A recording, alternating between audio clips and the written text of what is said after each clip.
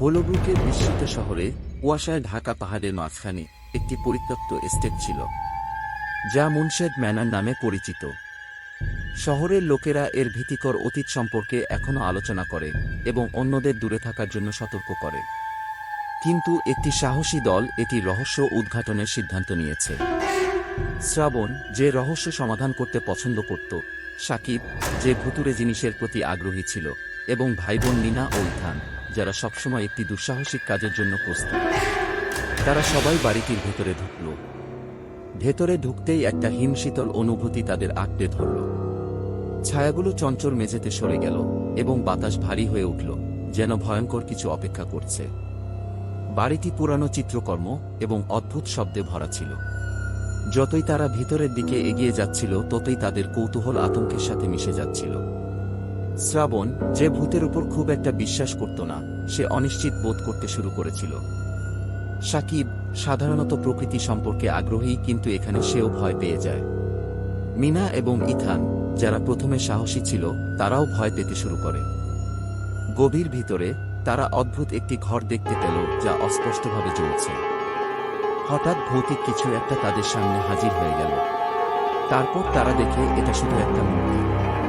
তখন তারা আবার হাঁটা শুরু করল। মুনশেড ম্যানরের গভীরে ম্লান আলোয় তারা দেখল খোদাই করা রহস্যময় চিহ্ন দিয়ে সজ্জিত ছিল। একসময় তারা একটি ভুতুরে উপস্থিতি অনুভব করছিল, যা তারা আগে কখনো অনুভব করেনি। তারা পালানোর চেষ্টা করার সাথে সাথে আতঙ্ক বেড়ে যায়। তারা গোলকধাঁধায় আটকে গিয়েছিল।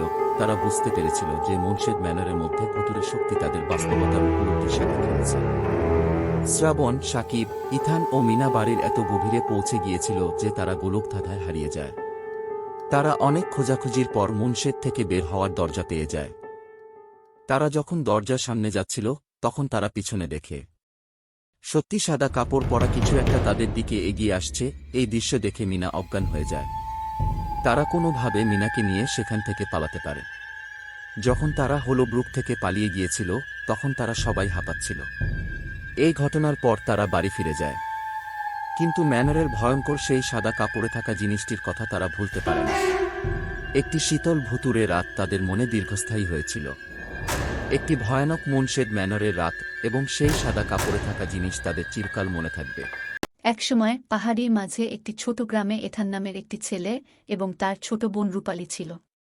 এথান হল একজন দায়িত্বশীল এবং সতর্ক ভাই যে সবসময় রূপালীর যত্ন নিতে চেষ্টা করত। তাদের পরিবারে আর্থিক সমস্যার সম্মুখীন হওয়ার পরেও তারা একে অপরের সঙ্গে খুশি খুশি সময় কাটাত। একদিনের সকালে যখন এথান এবং রূপালী তাদের বাড়ির নিকটে নদীর পাড়ে খেলছিল, তারা একটি সুন্দর প্রজাপতি দেখল যা একটি জালে ফাঁদা ছিল। লিলির চোখ চমকে উঠল, কিন্তু এথান শান্ত ছিল। সে পরিত্যক্ত প্রজাপতিকে সম্পূর্ণ সাবধানে মুক্ত করে দিল এবং সেই প্রজাপতি যেতে দেখল। ভাই বোনের ভাইয়ের দয়ালুতার জন্য প্রভাবিত রূপালী জিজ্ঞাসা করল, তুমি কিভাবে এমন সহানুভূতি শিখেছ, এথান? এথান হাসি দিয়ে উত্তর দিল এবং একটি গল্প ভাগ করল। একবার যখন আমি ছোট ছিলাম, আমি দাদুকে একটি ফাঁদে ফাঁসা পাখি মুক্ত করতে দেখেছি। তিনি বলেছিলেন, সাহায্য করা যে কোনো ছোট বিষয়েই সহানুভূতির সত্য প্রতিফলন। রূপালী মনোযোগ দিয়ে প্রশ্নাবলী বুঝল। সেদিন থেকে তারা এমন কাউকে সাহায্য করার প্রতিশ্রুতি নিল। তাদের সাহায্য করার সুযোগ অপেক্ষা ছিল না। এক সপ্তাহ পর একটি ঝড় তাদের গ্রামে আঘাত করল। তাদের প্রায় বাসার কাছাকাছি একটি গাছ পড়ে গেল। সন্দেহ ছাড়াই এথান এবং রূপালী সাহায্যের জন্য দ্রুত উঠল। একসঙ্গে তারা নিজেরা অন্যদের সাহায্য করল এবং ভয়প্রবণ পরিবারকে সান্ত্বনা দিল। তাদের প্রতিশ্রুতিগুলি সত্যিকারে প্রভাবিত হয়েছিল। বিপদগ্রস্ত মানুষের প্রতি বিনম্রতার সাহায্য নিয়ে এথান এবং লিলির ছোট্ট সহানুভূতির অবস্থান একটি দয়াময়।